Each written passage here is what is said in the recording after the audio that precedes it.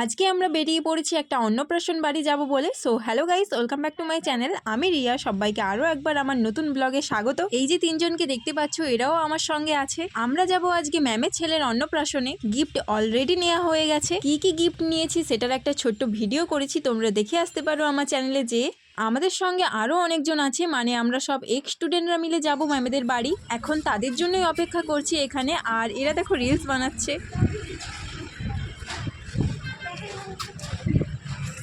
शाबाश बेटा, बहुत बढ़िया। আর বন্ধুরা, এই দেখো আমার কাণ্ড। গাছে যে ফুলটা আছে সহ্য হচ্ছে না, তুলে নিলাম। বাই দ্য ওয়ে, এটা ফুল নয়, এটা হচ্ছে রঙিন পাতা। এই গাছটার নাম কি সবাই একটু কমেন্টে জানিও, আর আমাকে কেমন লাগছে সেটাও জানিও। আর যারা ম্যামের নিউ স্টুডেন্ট তারা অলরেডি চলে গেছে আমাদের আগেই। কিছুক্ষণ ঢং করার পরে এই যে আমরাও চলে আসছি ম্যামেদের বাড়ির সামনে। গেটটা সাজিয়েছে দেখো কত সুন্দর। ভেতরে ঢুকতেই প্রথমে দেখা হয়ে গেল ম্যামের ছেলে আর শাশুড়ি মায়ের সাথে। ম্যামের ছেলে তো শুধু কেঁদেই যাচ্ছিল, আমাদের কাছে আসছিল না। প্রথমবার দেখেছে তো আমাদের, তাই জন্য।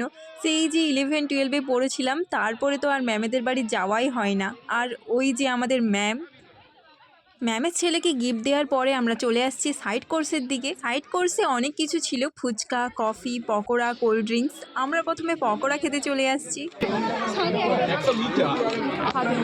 আর পকোড়াগুলো কিন্তু দারুণ খেতে ছিল।